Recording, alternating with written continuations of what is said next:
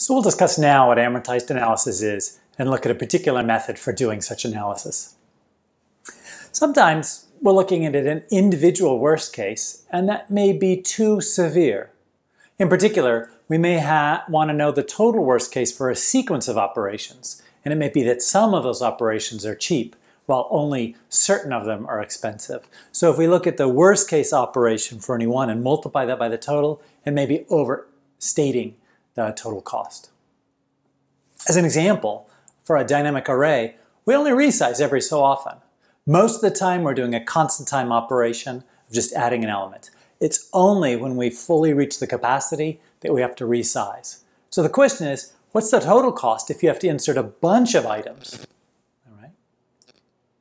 So here's the definition of amortized cost. If we have a sequence of n operations, the amortized cost is the cost of those n operations divided by n. Okay, this is similar in spirit to, let's say you buy a car for, I don't know, $6,000, okay? And you figure it's going to last you 5 years. Now, you have two possibilities. One, you pay the $6,000, and then 5 years later, you have to pony up another $6,000.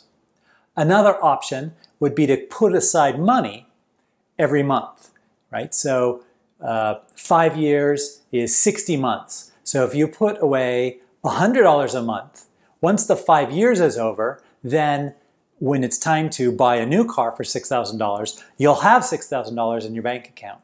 And so there, that amortized cost of the monthly cost is $100 a month. Whereas the worst case monthly cost is actually $6,000. It's zero for 59 months, and then it's $6,000 after 1 month. So you can see that that amortized cost gives you a more balanced understanding. If you really want to know what's the most I spend in every month, the answer, yes, is $6,000. But if you want to know sort of on average what am I spending, $100 is a more reasonable number. So that's why we do this amortized analysis, to get a more nuanced picture of what it looks like for a succession of operations. So let's look at the aggregate method of doing amortized analysis. And the aggregate method really says, let's look at the definition of what an amortized cost is and use that to directly calculate it. So we're going to look at the example of a dynamic array, and we're going to do n calls to pushback. We're going to start with an empty array and n times call pushback. And then we'll find out what the amortized cost is of a single call to pushback. We know the worst case time is order n. So let's define C sub I as the cost of the ith insertion. So we're interested in C1 to Cn. So Ci is, clearly it's 1, because we have got to and what we're going to count for a second here is writing into the array. So the cost is 1 because we have to write in this ith element that we're adding, okay? Regardless of whether or not we need to resize. If we need to resize, first question is, when do we need to resize? We need to resize if our capacity is used up. That is, if the size is equal to the capacity. Well, when does that happen? That happens if the previous insertion filled it up. That is, made it a full power of 2, because in our case, we're always doubling the size. So that says on the ith insertion, we're going to have to resize if the ith minus 1 filled it up. That is, the I minus 1 is a power of 2. And if we don't have to resize, there's no additional cost. It's just 0. So the total amortized cost is really the sum of the n actual costs divided by n. So that's a summation from I equals 1 to n of C sub I. And again, C sub I is the cost of that ith insertion. Well, that's equal to n because every C sub I has a cost of 1. So we sum that n times, that's n, plus then the summation from, what's this? This looks a little complicated. So j equals 1 to the floor of log base 2 of n minus 1 of 2 to the j. That just really says the power of 2's all the way up to n minus 1. Okay, so I'll give an example. If n is 100, the power of 2's are going to be 1, 2, 4, 8, 16, 32, and 64. Okay, and it's the summation of all of those. Well, that summation is just order n. Right? where basically take powers of 2 up to, but not including n, and that is going to be no more than 2n. So we've got n plus something no more than 2n. That's clearly order n divided by n, and that's just order 1. So what we've determined then is that we have a amortized cost for each insertion of order 1. Our worst case cost is still order n. So if we want to know how long it's going to take in the worst case for any particular insertion, it's order n, but our amortized cost is order 1. In the next video, we're going to look at an alternative way to do this amortized analysis. In this video, we're going to talk about a second way to do amortized analysis, what we call the banker's method. The idea here is that we're going to charge extra for each cheap operation. So it's sort of like we're taking the example where we looked at saving money for a car. We're going to actually take that $100 and put it in the bank. And then we save those charges somewhere. In the case of the bank, we put it in the bank. In our case, we're going to conceptually save it in our data structure. Okay? We're not actually changing our code. This is strictly an analysis, but we're conceptually thinking about putting our saved extra cost as sort of tokens in our data structure that later on we'll be able to use to pay for the expensive operations. This will make more sense as we see an example. So it's kind of like an amortizing loan, or this case I talked about where we're saving $100 a month towards a $6,000 car because we know our current car is gonna run out. Let's look at this same example where we have a dynamic array and we have n calls to pushback starting with an empty array. Okay? The idea is we're going to charge 3 for every insertion. So every pushback, we're going to charge 3. 1 is the raw cost for actually moving in this new item into the array, and the other 2 are going to be saved. So if we need to do a resize, in order to pay for moving the elements, we're going to use tokens we've already saved in order to pay for the moving. And then we're going to place 1 token, once we've actually added our item, 1 token on the item we added, and then 1 token on an item prior to this in the array. Okay? It'll be easier when we look at a particular example. So let's look at an example. We have an empty array. Okay, and we're going to start with size 0, capacity 0. We push back A. What happens? Well, we have to allocate our array of size 1 and point to it, and then we put A into the array. And now we're going to put a little token on A. And this token is what you're going to use to pay later on to moving A. In this particular example, for the very first element, there's no other element to put a token on. So we're just kind of waste that third token. We push in B. Okay.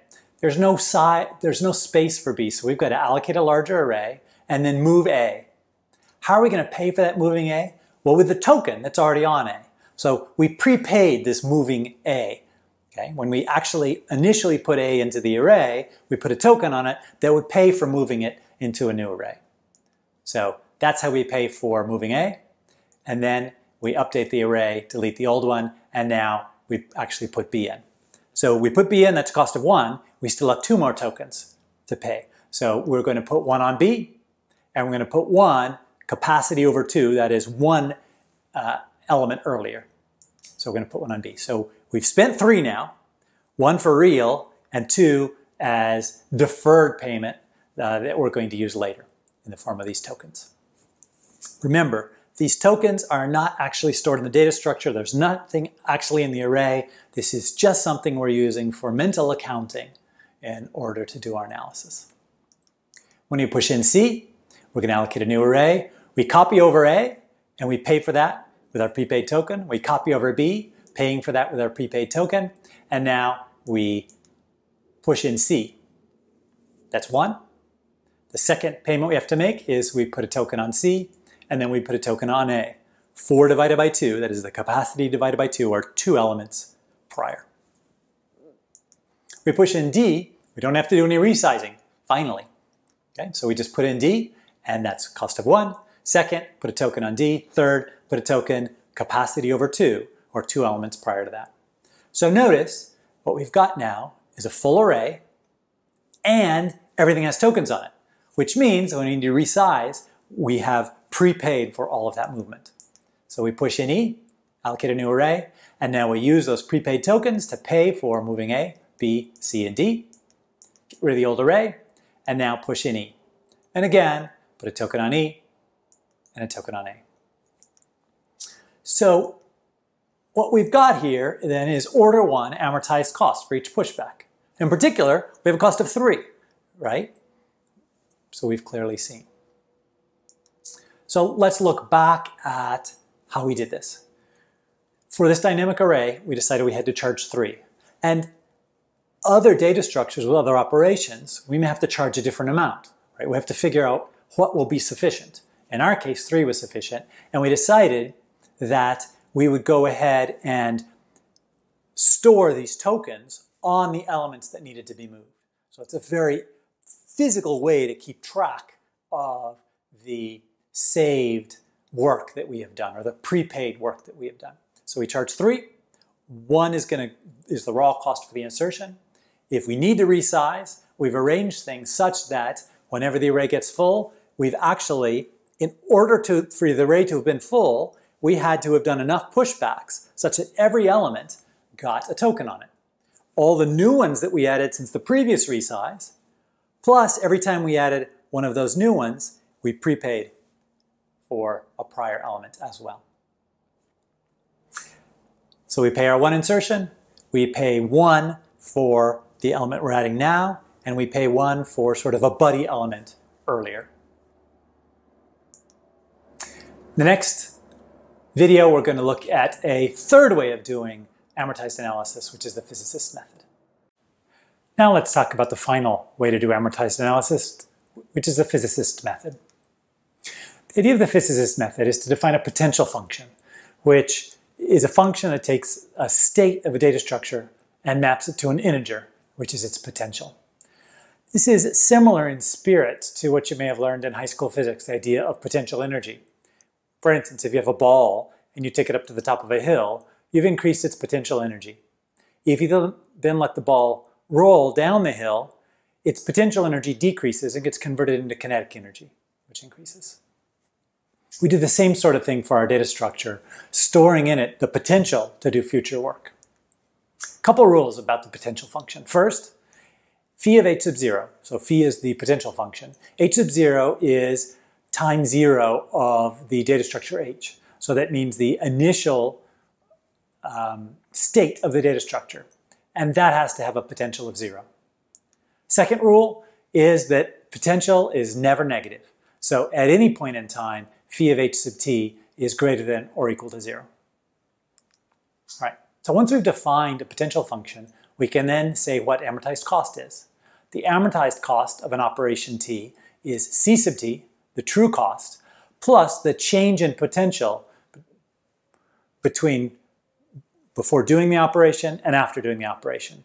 So before doing the operation, we have phi of h sub t minus 1. After, we have phi of h sub t. So it's c sub t plus phi of h sub t minus phi of h sub t minus 1.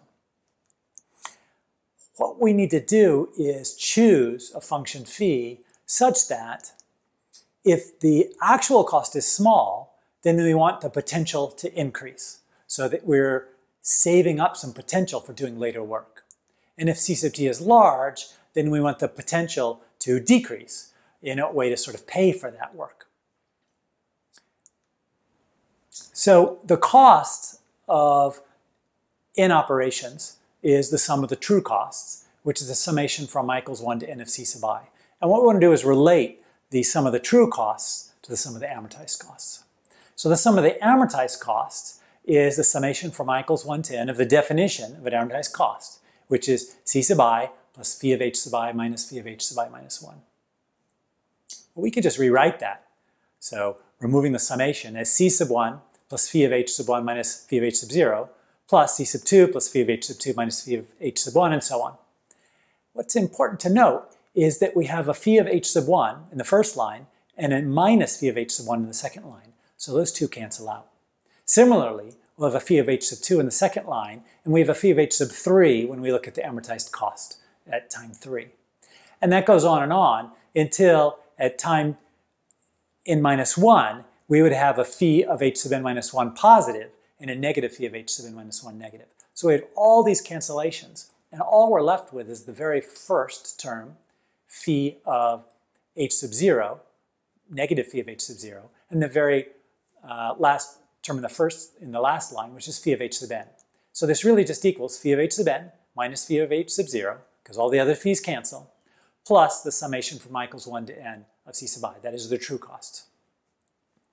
Since phi of h sub n is non-negative and phi of h sub 0 is 0, this value is greater than or equal to just the summation of the true costs. What that means then is we've come up with a lower bound on the sum of the amortized costs, which is the sum of the true costs. So therefore, if we want to look at a cost of an entire sequence of operations, we know it's at least the sum of the true costs. So let's look at applying this physicist method to the dynamic array. So we're going to look at n calls to pushback.